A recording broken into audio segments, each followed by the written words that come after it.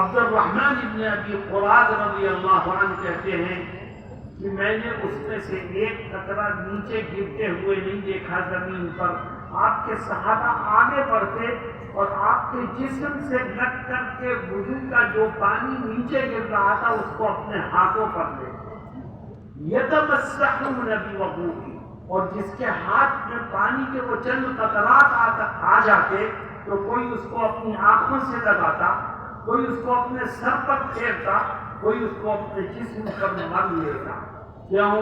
सहाबा का मानना था कि नबी के वुजू के पानी से ज्यादा मुकद्दस कोई और पानी हो नहीं सकता, इसलिए उसका एक एक कतरा वो हाथों पर लेकर अपने चेहरे पर, आंखों पर और जिस्म पर मल लेते।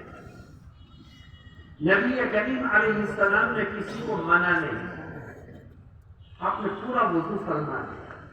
वुजू करने के बाद फरमाते हैं मा हमलकुम अला हाज़ा, तुमने मेरे वुजू के पानी को जमीन पर नहीं गिरने दिया, हाथों पर लेकर आंखों से लगाया, चेहरे पर मला, सर पर फेरा। ये बताओ कि इसकी वजह क्या थी?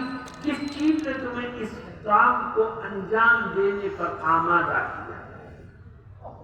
तो सहाबे किराम ने एक ही जवाब दिया, हुब्बुल्लाहि व रसूलिही। ए अल्लाह के नबी, हम दुनिया वालों को ये बताना चाहते हैं कि हमारे दिल में अल्लाह की और उसके रसूल की मोहब्बत है, इसके सिवा हमारा कोई और मकसद नहीं था। आगे नबी करीम अलैहिस्सलाम सहाबा को अपने से मोहब्बत करने का तरीका सिखाते हैं, जो इसके बाद आएगा। উনি বলতেছেন যে আমি আপনাদেরকে দুইটা ঘটনা শুনাইতে চাইছিলাম। একটা ঘটনা তো তলহাত ইবনুল বারার ঘটনা হইল, আর একটা ঘটনা যেটা শুরুতেই উনি হাদিস পড়ছিলেন আর আমি ওই হাদিসের তরজমাও শুরুতে শুরু করছিলাম। তো হযরত পরে বললেন যে বিষয়টা পরে আসবে, সেই কথাটা। তো ওইটা হযরত আব্দুর রহমান বিন আবি কুরাব রাদিয়াল্লাহু তাআলা আনহু ওনার থেকে বর্ণিত। তো বলতেছেন যে রাসূল করিম সাল্লাল্লাহু আলাইহি ওয়াসাল্লামকে হযরত আব্দুর রহমান বিন আবি কুরাব রাদিয়াল্লাহু তাআলা আনহু বলতেছেন যে হযরত সাহাবায়ে কিরাম আপনাকে কেমন মহব্বত করে আমি আমার নিজ চোখে তা দেখেছি। সাহাবায়ে কিরাম আপনাকে কেমন মহব্বত করে তা আমি আমার নিজ চোখে দেখেছি। তো রাসূল সাল্লাল্লাহু আলাইহি ওয়াসাল্লাম বললেন যে তুমি কি দেখছো? হুজুর আমি দেখছি যে একদিন রাসূল করিম সাল্লাল্লাহু আলাইহি ওয়াসাল্লাম ওযু করতেছিলেন, আর ওযুর যে পানির ফোঁটা রাসূল সাল্লাল্লাহু আলাইহি ওয়াসাল্লামের শরীর মুবারককে স্পর্শ করে যেটা পড়তেছিল, ওর কোন ফোঁটাই জমিনে পড়ার মতো সুযোগ সাহাবায়ে কিরাম দিচ্ছিলেন না, বরং যে ফোঁটাই পড়তে যায় নিচের থেকে সাহাবায়ে কিরাম সেই ফোঁটাই নিজেরা ধরে নেয় এবং এই যে পানির তরলতা, এটা কেউ মুখে, বুকে, পেটে, শরীরের অন্যান্য জায়গায় এটাকে মাখাচ্ছে, এটা নিয়ে তারপরে শরীরের বিভিন্ন জায়গায় মাখাচ্ছে। তো রাসূল করিম সাল্লাল্লাহু আলাইহি ওয়াসাল্লাম তাদের এটা দেখতেছেন কিন্তু নিষেধ করেন না যে তোমরা এটা করো না বা কি নিষেধ করেন। এরপরে যখন রাসূল করিম সাল্লাল্লাহু আলাইহি ওয়াসাল্লাম ওযু শেষ করছেন, শেষ করার পরে রাসূল করিম সাল্লাল্লাহু আলাইহি ওয়াসাল্লাম এবার সাহাবায়ে কিরামকে জিজ্ঞেস করতেছেন, আচ্ছা তোমরা যা করলে কোন জিনিস তোমাদেরকে এই কাজের উপর উদ্বুদ্ধ করলো, তোমরা এটা করলা কেন? তো সাহাবায়ে কিরাম জবাব দিচ্ছেন, আল্লাহ ও আল্লাহর রাসূলের মহব্বতের কারণে করছি। আমরা জগৎবাসীকে এটা দেখাইতে চাই যে আমরা নবীকে কেমন মহব্বত করি, নবীর মহব্বত আমাদের দিলের মধ্যে কেমন আছে, অন্য কোনো কারণ না, শুধু রাসূল করিম সাল্লাল্লাহু আলাইহি ওয়াসাল্লামের মহব্বত দিলের মধ্যে। তাই রাসূল করিম সাল্লাল্লাহু আলাইহি ওয়াসাল্লামের শরীর মুবারক স্পর্শ করে পড়া পানি, এটাকে দুনিয়ার মধ্যে আমরা সবচাইতে বেশি বরকতময় পানি মনে করি, সবচাইতে দামি পানি আমরা এটাকে মনে করি। তাই রাসূল করিম সাল্লাল্লাহু আলাইহি ওয়াসাল্লামের শরীর স্পর্শ করে আসা পানিটাকে বরকতের জন্য, ওই মহব্বতের কারণে আমরা আমাদের পুরো শরীরে মাখাইছি। दोस्तों और साथियों, जब सहाबे किराम ने ये जवाब दिया कि हुब्बुल्लाहि व रसूलिही, तो नबी करीम सल्लल्लाहु अलैहि वसल्लम क्या फरमाते हैं, वही काम की बात है। आप फरमाते हैं कि आओ मैं तुमको अल्लाह से और उसके रसूल सल्लल्लाहु अलैहि वसल्लम से मोहब्बत करने का तरीका सिखाता हूं। और जो मोहब्बत करने का तरीका अल्लाह के नबी अलैहिस्सलाम सिखाएंगे, उससे बेहतर कोई तरीका हो नहीं सकता। क्या फरमाते हैं आप? फरमाते हैं जो अल्लाह से और उसके रसूल सल्लल्लाहु अलैहि वसल्लम से मोहब्बत करना चाहता है, उसको अपने अंदर 3 खूबियां पैदा करनी चाहिए। जितने लोग बैठे हैं, जहां तक मेरी आवाज जा रही है, मर्दों में औरतों में सब गौर करें कि ये 3 खूबियां हैं कि नहीं है। एक आदमी सुबह से शाम तक ये कहता रहे मेरे दिल में आका की मोहब्बत है, मोहब्बत है, मोहब्बत है, लेकिन उसके अंदर ये 3 खूबियां नहीं हैं, तो उसकी मोहब्बत किसी काम की नहीं है। अल्लाह के यहाँ उसकी मोहब्बत कबूलियत के दर्जे को नहीं पहुंची। वो 3 काम क्या है? पहला काम फरमाते हैं फलयस्दुक हदीसहु इज़ा हद्दस। नमाज, रोजा, हज, ज़कात ये फर्ज है। नमाज भी पढ़ो, रोजा भी रखो, हज भी करो, ज़कात भी दो, लेकिन अगर अल्लाह और उसके रसूल सल्लल्लाहु अलैहि वसल्लम से मोहब्बत करने वाले बनना चाहते हो, तो नमाज, रोजा, हज, ज़कात के साथ साथ अपने अंदर 3 खूबियां और पैदा करो। उन 3 खूबियों में से पहली खूबी फलयस्दुक हदीसहु इज़ा हद्दस। अगर तुम अल्लाह से और उसके रसूल से मोहब्बत करना चाहता है, तो आज इस बात का अहद कर ले कि जिंदगी के आखिरी सांस तक जब भी बोलूंगा तो हमेशा सच बोलूंगा, कभी झूठ नहीं बोलूंगा। जब इंसान सच बोलेगा तो सच की बरकत से अल्लाह उसकी नमाजें कबूल करेगा, उसके रोजे कबूल करेगा, उसका हज कबूल करेगा, उसकी ज़कात कबूल करेगा, और नबी से मोहब्बत करने वालों की फहरिस्त में उसके नाम को शामिल कर देगा।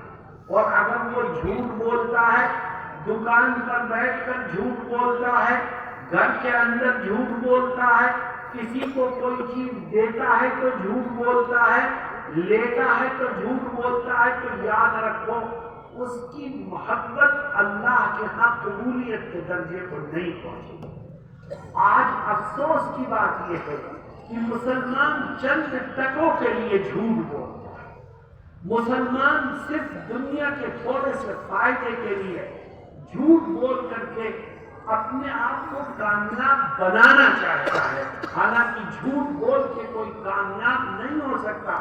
न झूठ तुझे कोई लाभ दिला सकता है, न झूठ तुझे किसी नुकसान से बचा सकता है। नफा और नुकसान का मालिक तो अल्लाह है। आओ हम तय करें कि जब भी बोलेंगे तो सच बोलें। अल्लाह रब्बुल इज्जत कुरान करीम में सच बोलने वाले को 2 तरह के इनामात से मालामाल करने का ऐलान फरमाता है। और क्या कहता है?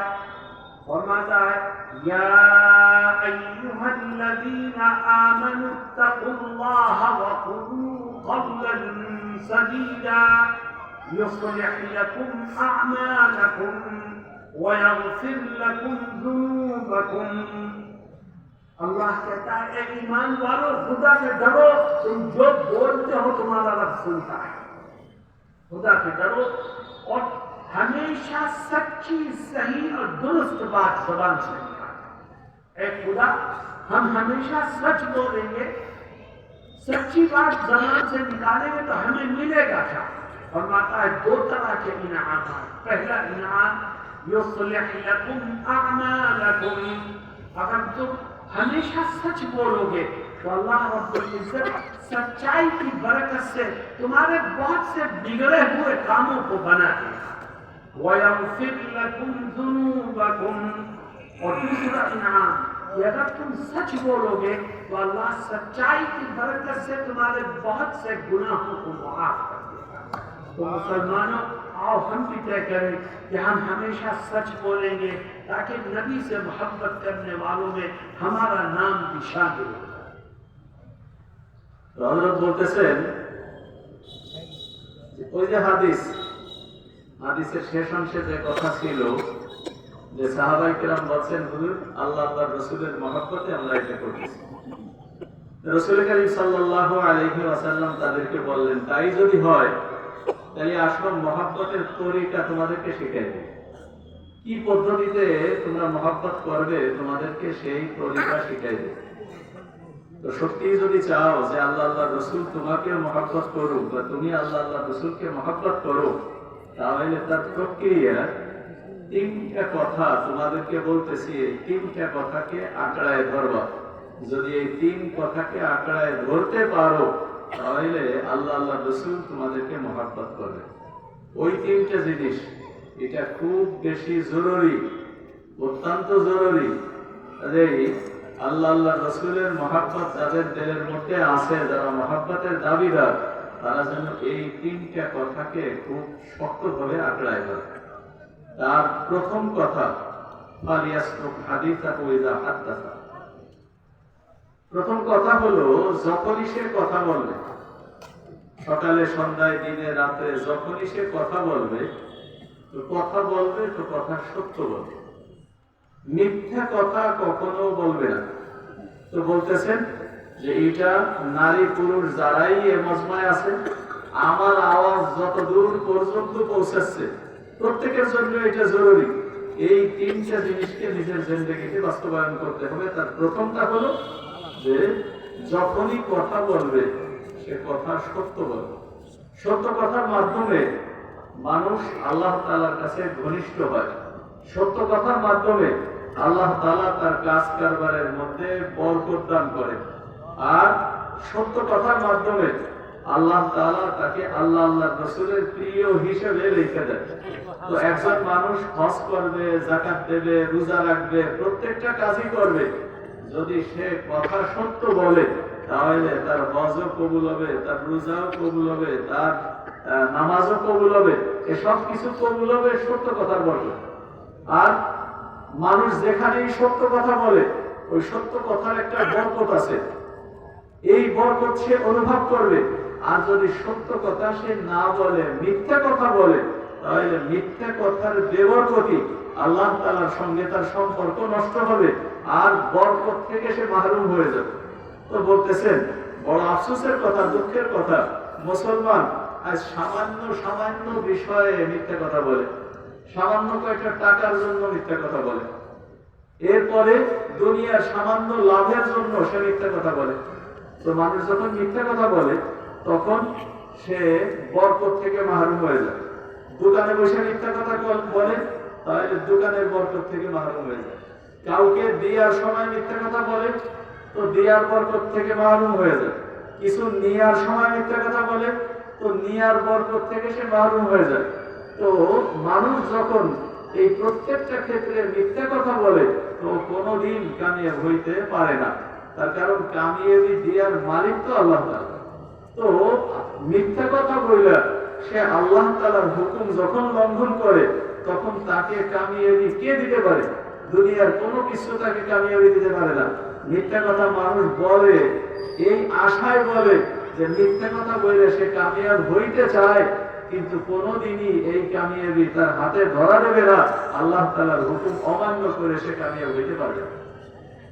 সত্য কথা যারা বলে আল্লাহ তাআলা কোরআনে কারীমের মধ্যে ঘোষণা দিচ্ছেন যে সত্য কথার বিনিময়ে আল্লাহ তাআলা দুইটি পুরস্কার মানুষকে দান করেন। ইয়া আইয়ুহাল্লাযীনা আমানুত্তাকুল্লাহ ওয়া কুলু কওলান সাদীদা ইউসলিহ লাকুম আমালাকুম ওয়া ইয়াগফির লাকুম যুনুবাকুম। এই আয়াত তেলাওয়াত করে হযরত বলতেছেন যে এই আয়াতের মধ্যে আল্লাহ তাআলা বলতেছেন হে ঈমানদার ব্যক্তিরা, তোমরা আল্লাহকে ভয় করো আর সত্য কথা বলো। তোমরা আল্লাহকে ভয় করো আর সত্য কথা বলো। এই কাজ যদি তোমরা করতে পারো তাহলে আল্লাহ তাআলা তোমাদেরকে দুইটা পুরস্কার দান করবেন। এক নম্বর পুরস্কার হলো ইউসলিহু লাকুম আমালাকুম, তিনি তোমাদের আমলকে শুধরায় দেবেন, আমলকে ইসলাম করে দেবেন, সুন্দর করে দেবেন, ভালো করে দেবেন, শুধরায় দেবেন। আর দ্বিতীয় হলো ওয়ায়াগফির লাকুম যুনুবাকুম, আল্লাহ তাআলা তোমাদের গুনাহ খাতা মাফ করে দেবেন। তাই একজন মানুষের জন্য দুনিয়াতে বড় পাওনা যদি আল্লাহ তাআলা তার আমলকে ইসলাম করে দেন আর যদি আল্লাহ তাআলা তার গুনাহ মাফ করে দেন, তাহলে একজন মানুষের জন্য এটা একটা বড় পাওনা। আর এই উভয়টা পাওনার জন্যই দরকার যে আমি যখনই কথা বলবো কথা যেন সত্য বলি। আরে আমরা এই কথার উপরে প্রতিজ্ঞা করতে পারি না যে দুনিয়াতে যতদিন বেঁচে আছি কোন সময় আমরা মিথ্যা কথা বলবো না, ইনশাআল্লাহ। وَلْيُؤَدِّ أَمَانَتَهُ إِذَا اؤْتُمِنَ, جناب رسول اللہ صلی اللہ علیہ وسلم فرماتے ہیں کہ اگر تم یہ چاہتے ہو کہ خدا اور رسول سے محبت کرنے والوں میں تمہارا نام شامل ہو جائے تو نماز، روزہ، حج، زکوٰۃ کے ساتھ ساتھ اپنے اندر 3 خوبیاں پیدا کرو۔ ان میں سے دوسری خوبی یہ ہے کہ تم اس بات کا عہد کر لو کہ زندگی کے آخری سانس تک جب بھی کسی کا کوئی حق، کوئی امانت میری طرف نکلے گی تو میں ایک ایک پائی کا حساب کر کے اس کی امانت کو، اس کے حق کو ادا کروں۔ میرے دوستوں اور ساتھیوں، آج مسلمان نبی سے محبت کا دعویٰ تو کرتا ہے لیکن بھائی بھائی کا حق مار رہا ہے، بھائی بہنوں کا حق مار رہے ہیں، کاروبار میں شریک ایک پارٹنر دوسرے کا حق دبائے ہوئے ہے۔ اللہ اور رسول سے محبت کا دعویٰ کرنے والے کبھی کامیاب نہیں ہو سکتے جب تک کہ وہ دوسروں کا حق ادا کر کے اس دنیا سے نہ جائیں۔ میدان محشر میں کیا ہوگا؟ آج ہمارا حال یہ ہے کہ باپ مرتا ہے، ابھی اس کا کفن بھی میلا نہیں ہوتا کہ اولاد میں جائیداد کے جھگڑے شروع ہو جاتے ہیں اور ہر ایک اپنے باپ کے مال پر قبضہ کرنے کی کوشش کرتا ہے۔ یہ جھگڑا اس بات کی دلیل ہے کہ ہم اپنا حق لینا تو چاہتے ہیں مگر دوسرے کا حق ادا نہیں کرنا چاہتے۔ اللہ کے نبی صلی اللہ علیہ وسلم کیا فرماتے ہیں؟ فرماتے ہیں تم نے نمازیں پڑھی ہیں، روزے رکھے ہیں، حج کیا ہے، زکوٰۃ دی ہے، مگر دنیا سے کسی کا حق مار کے گیا ہے تو یاد رکھ تیری نیکیاں تیرے کام نہیں آئیں گی، بلکہ جن کے حق تم نے مارے تھے نیکیاں تیری ان میں تقسیم کر دی جائیں۔ اور اگر پھر بھی حق پورا نہیں ہوگا تو یاد رکھ سامنے والے کے گناہ تیرے اوپر لاد دیے جائیں گے۔ میرے دوستوں اور ساتھیوں، کسی کا حق مار کے دنیا سے جانے والا اللہ کی رحمت سے ہمیشہ کے لیے محروم ہے اور اس کی کوئی نیکی خدا کی پکڑ سے اس کو بچا نہیں سکے۔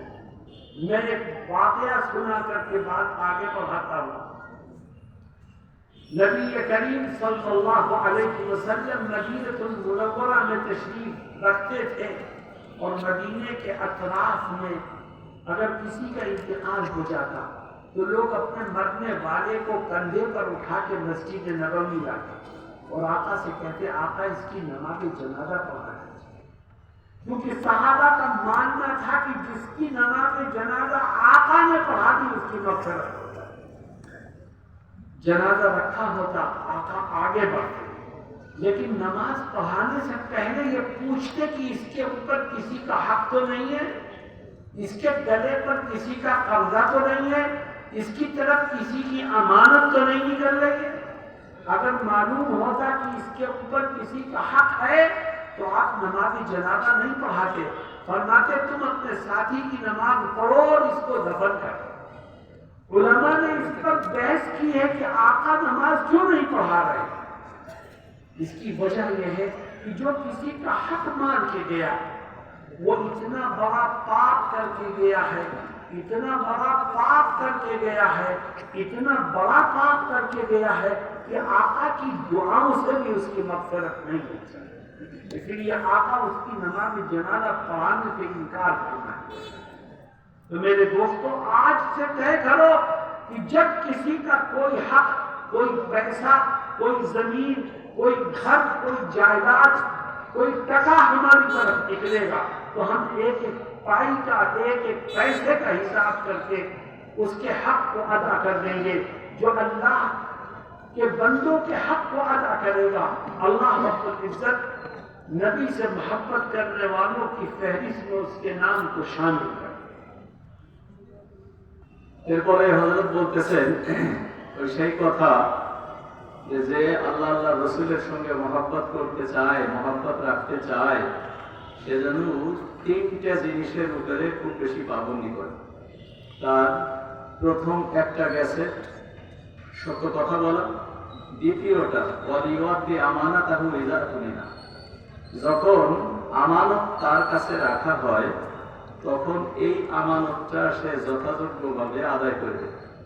এটা কেউ টাকা পয়সা রাখুক, কারো জমি জাতি ইত্যাদি রাখুক, অন্য কোনো কিছুর আমানত কারো কাছে রাখুক, তো কথা হলো যে আমানতের সে খিয়ানত করবে না। কোন সময় জীবনেও সে একটা টাকার আমানতেরও খিয়ানত করবে না। এটা যদি হয় তাহলে আল্লাহ আল্লাহ রসুলের মহব্বতকারীদের ফেরেশতাতে তালিকায় তার নাম লিপিবদ্ধ হবে। এই জন্য মুসলমানের এটা অত্যন্ত জরুরি কাজ। নামাজ, রোজা, হজ, যাকাতের পরে এটাও যেন সে তার জীবনের একটা জরুরি অধ্যায় বানায় নেয় যে সে কখনো আমানতের খেয়ানত করবে, বরং প্রত্যেকটা আমানত যথাযথভাবে আদায় করবে।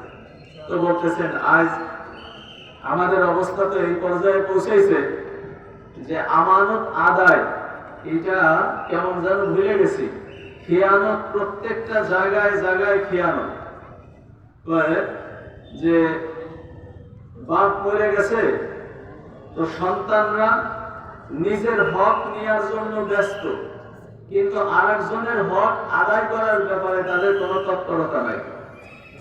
ব্যবসায়ী পার্টনার একজন আরেকজনের খেয়ানত করতেছে, বিভিন্ন কায়দায় একে অপরের খেয়ানতের সাথে জড়িত, একে অপরের খেয়ানত। এই খেয়ানত চরম আকারে বেড়ে গেছে।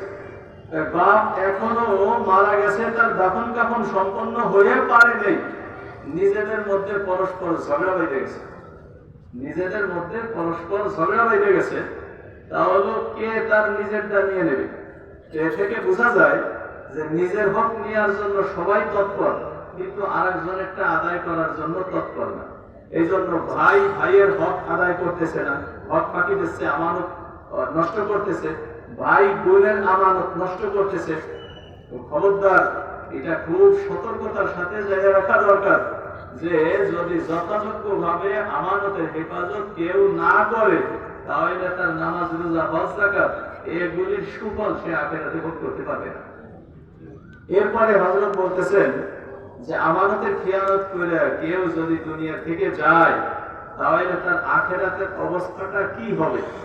হবে হলো এই যে আগে যার হক দুনিয়াতে সে মারছে, যার হক সে নষ্ট করছে, এই ব্যক্তির নেকি আগে তাদেরকে ভাগ করে করে প্রত্যেকের হক দিয়ে দেওয়া হবে।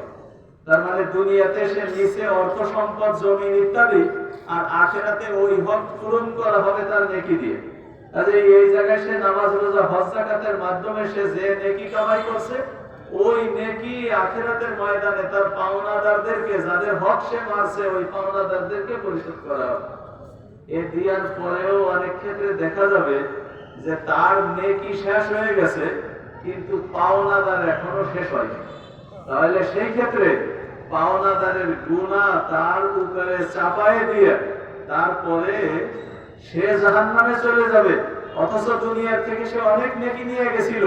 আর যাদের হক মারছে তারা এই ব্যক্তির নেকি দিয়ে তাদের গুনাহ এর উপরে চড়াই দিয়ে তারপরে তারা জান্নাত পেয়ে যাবে। তাহলে দেখা গেল যে আমানতের খেয়ানত করে কোন মানুষ আখিরাতে সফল হবে এটা কোন ক্রমেই হইতে পারে না।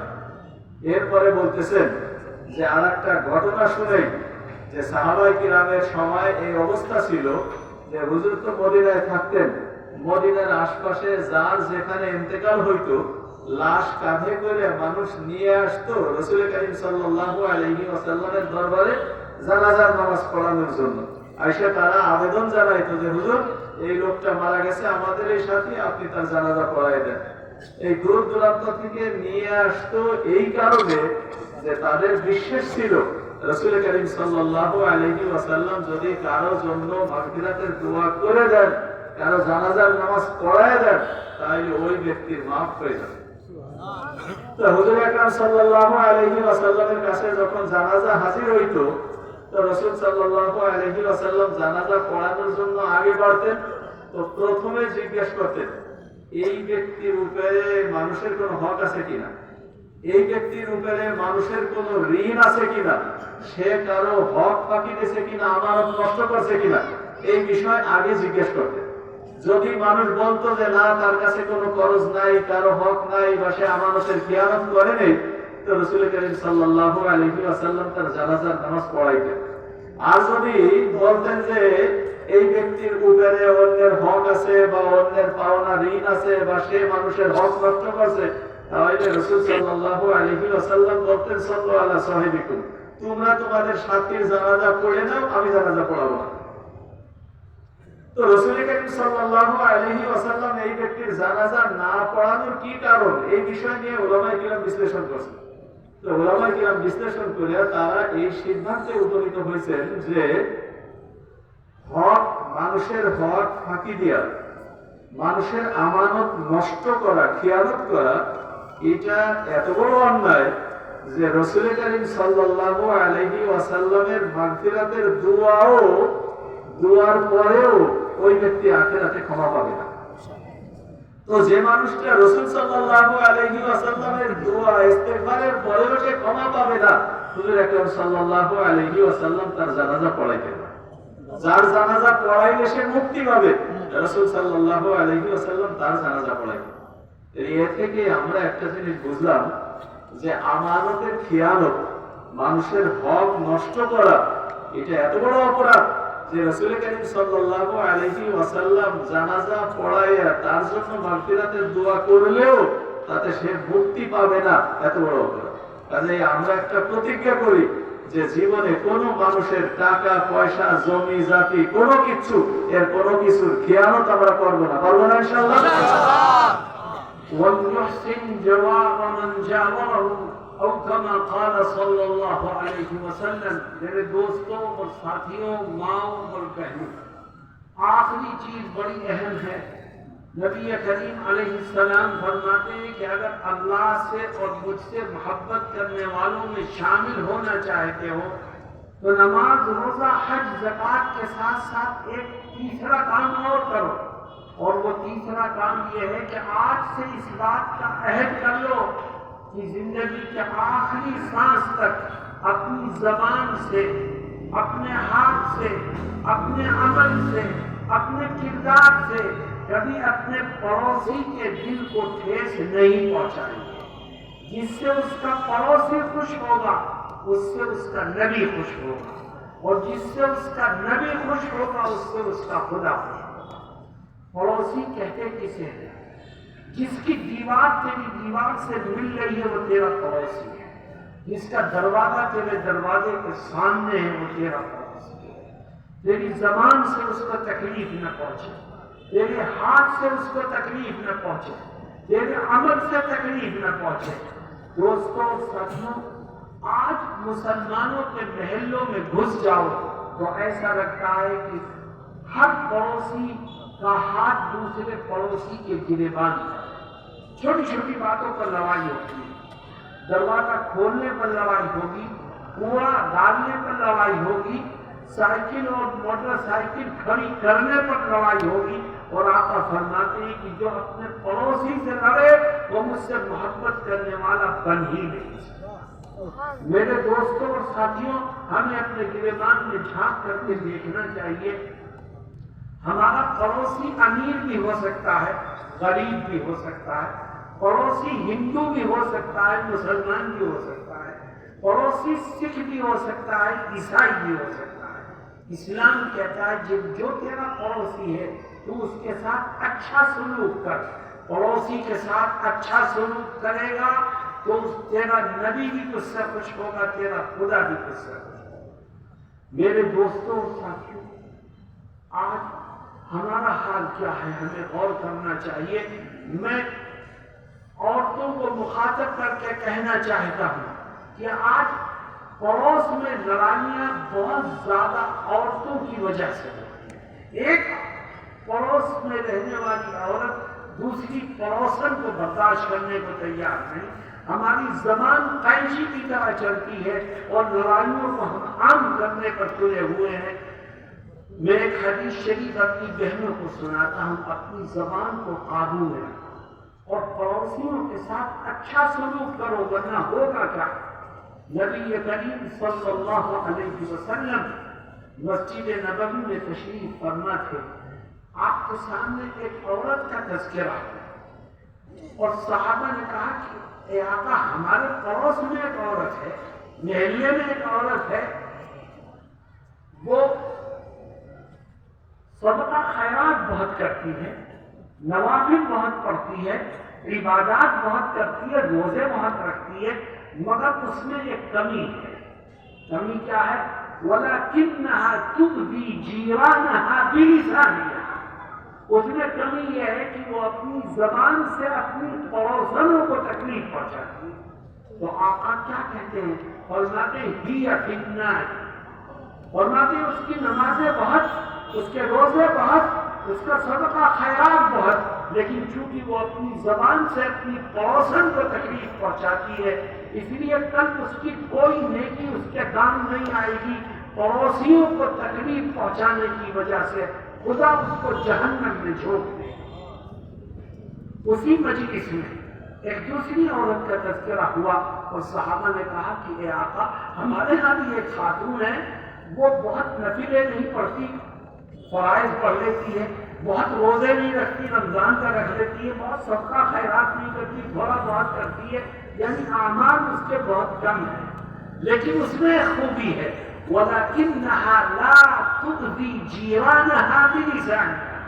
उसमें खूबी यह है कि वो अपनी जबान से कभी अपनी पड़ोसनों को कोई तकलीफ नहीं पहुंचाती। आका फौरन फरमाते हिया फिल जन्नत, कि उसकी नमाजें अगरचे कम हैं, रोजे कम हैं, सदका खैरात कम है, लेकिन पड़ोसियों के साथ हुस्न सलूक की वजह से अल्लाह उसकी थोड़ी सी इबादतों को कबूल करके कल उसको जन्नत में ठिकाना नसीब फरमाएगा।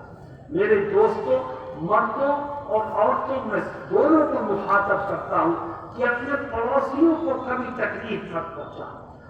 हम में से बहुत से लोग एक बात कहते हैं, मेरा पड़ोसी मेरे साथ बदतमीजी करता है इसलिए मैं भी करता हूं। अगर वो आपको तकलीफ पहुंचाता है तो वो गुनाहगार है, लेकिन उसके इस जुर्म की वजह से आपके लिए गुनाह करना कैसे जायज है? वो आपको तकलीफ पहुंचाए तब भी आप अच्छा सलूक करें, वो आपके साथ हुस्न सलूक करें तब भी आप हुस्न सलूक करें। क्यों? इसलिए कि हमें और आपको अपने आका से मोहब्बत करने वालों में अपने नाम को शामिल करना है। अल्लाह रब्बुल इज्जत हम सबको कहने और सुनने से ज्यादा अमल की तौफीक से मालामाल फरमाए। व आखिरु दावाना अनिल हम्दुलिल्लाहि रब्बिल आलमीन। উনি শেষ কথা যেটা বলছেন, ওয়াল ইয়াহসিন জাওয়ারা মান জাওয়ারাহু, যে ব্যক্তি তার প্রতিবেশীর সঙ্গে, যে ব্যক্তির প্রতিবেশী আছে সে যেন তার প্রতিবেশীর সঙ্গে সদ্ব্যবহার করে।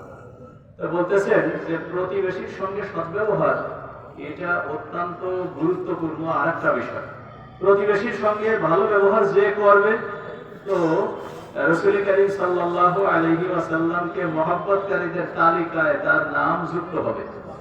আর প্রতিবেশীকে যে কষ্ট দেবে, আল্লাহ আল্লাহর রাসূলকে মহব্বতকারীদের নামের ফিরিস্তিতে তার নাম যুক্ত হবে না। তো এই জন্য প্রতিবেশীদের সঙ্গে সদ্ব্যবহার এটা অত্যন্ত জরুরি বিষয়, অত্যন্ত জরুরি বিষয়। তো বলতেছেন যারা আছে সবাইকেই বলি, বিশেষ করে মা বোনরা যারা আছে তাদেরকে বিশেষভাবে বলি প্রতিবেশীদের সঙ্গে ভালো ব্যবহার করতে হবে। তো বলতেছেন প্রতিবেশী বলতে আমরা কাদেরকে বুঝি? দুইটা কথা উনি বলছেন। একটা হলো যার দেয়ালের সঙ্গে আমার দেয়াল মিশা আছে, ডাইন বাম পিছে যেদিকে হোক। আর একটা হলো আমার দরজার কাছে যার দরজা, এই দুইটা হলো প্রতিবেশী। তাহলে মোট কথা হলো আমার ডাইন বাম সামনে পিছে আশপাশে যারা আছে এরা আমার প্রতিবেশী।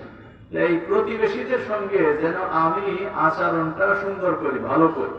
তো বলতেছেন যে আজ যদি মুসলমান বস্তিতে ঢোকা হয় তাহলে দেখা যাবে যে মনে হয় যেন প্রত্যেকেই তার প্রতিবেশীর জামার কলার ধরে আছে, গিরিবান ধরে আছে, প্লেট ধরে আছে। কি মানে ছোট্ট ছোট্ট বিষয়ের উপরে একজন আর একজনের সঙ্গে বাধায়। এই যে কোন জায়গায় একটু সাইকেল রাখা, মোটর সাইকেল রাখা, এই জায়গায় দরজা খোলা, ইত্যাদি ইত্যাদি ছোট ছোট বিষয় নিয়ে একজন আর একজনের সঙ্গে বাধায় যায়। অথচ মুসলমান খালি মুসলমানের সঙ্গে না, বরং তার প্রতিবেশী হিন্দু হইতে পারে, খ্রিস্টান হইতে পারে, ইহুদি হইতে পারে, অন্য কোন ধর্মাবলম্বী হইতে পারে।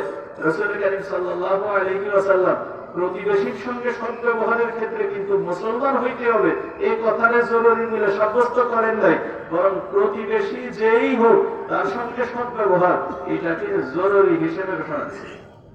এরপরে বলতেছেন যে আমার এই আলোচনার শেষ প্রান্তে মা বোনরা যারা আছে তাদেরকে একটু বিশেষ বলে আমি বলি জবানের হেফাজত। জবানের হেফাজত তার কারণ হলো যে মানুষ যখন কথা বলে তো কথার কারণে অনেক মানুষ কষ্ট পায়। তো কথা যেন এমন না হয় যাতে দেখা যায় যে পাশের মানুষ প্রতিবেশী সে তার কথার কারণে কষ্ট পাচ্ছে। কথার কারণে কোন ক্রমেই প্রতিবেশীকে কষ্ট দেওয়া যাবে না। এরপরে বলতেছেন রাসূল কারীম সাল্লাল্লাহু আলাইহি ওয়াসাল্লামের উপস্থিতিতে মসজিদে নববীতে একটা আলোচনা হচ্ছে, এক মহিলার আলোচনা হচ্ছে। সাহাবায়ে কেরাম বলতেছেন যে একজন মহিলা নামাজ রোজা খুব করে, কিন্তু একটা বিষয় তার একটা ত্রুটি আছে, তা হলো যে তুজি জারাহা বিলিসানিহা, তার জবান দ্বারা সে তার প্রতিবেশীকে কষ্ট দেয়। এই লোকটার ব্যাপারে হুজুর কি বলে? রাসূল কারীম সাল্লাল্লাহু আলাইহি ওয়াসাল্লাম বলতেছেন এই লোকটার ঠিকানা হলো জাহান্নাম। তার মানে হিয়া ফিন্নার। এরপরে আরেকজন মহিলার আলোচনা আসলো যে নামাজ রোজা অত বেশি করে না, ফরজগুলি ঠিক মতো আদায় করে, নফল অত বেশি সে পড়ে না, কিন্তু তারপরেও তার মধ্যে একটা ভালো গুণ আছে, সে তার জবান দ্বারা তার প্রতিবেশীকে কষ্ট দেয় না। তো রাসূল সাল্লাল্লাহু আলাইহি ওয়াসাল্লাম বললেন হিয়া ফিল জান্নাহ, সে জান্নাতি। তাহলে দেখা গেল প্রতিবেশীকে কষ্ট না দিলে নামাজ রোজা হজ যাকাত যাই করে অল্পতেও আল্লাহ তাআলা কবুল করে তাকে জান্নাত দেন। আর প্রতিবেশীকে যদি কষ্ট দেয় তা নামাজ রোজা যতই থাক তার ঠিকানা জান্নাত হয় না, বরং ঠিকানা হয় জাহান্নাম। এই জন্য এই বিষয়টাকে আমাদের খুব খেয়াল রাখতে হবে যেন কোন ক্রমে আমাদের দ্বারা আমাদের কোন প্রতিবেশী কষ্ট না পায়, সে মুসলমান হোক আর অমুসলমান হোক, কোন প্রতিবেশী যেন আমাদের দ্বারা কষ্ট না পায়। এই তিনটে বিষয় সত্য কথা বলা, আমানতের হেফাজত করা আর প্রতিবেশীকে কষ্ট না দেওয়া, এই তিনটে বিষয়কে যদি আমরা আঁকড়ায় ধরতে পারি তাহলে আমাদের জন্য ওই ব্যবস্থা যে আল্লাহ রাসূলকে মহব্বতকারীদের তালিকায় আমাদের নাম লিখিত হয়ে যাবে। ইনশাআল্লাহ পারবো না এই কথাগুলি মানতে? আল্লাহ তাআলা আমাদের তৌফিক দান করেন। আমিন। আলহামদুলিল্লাহ।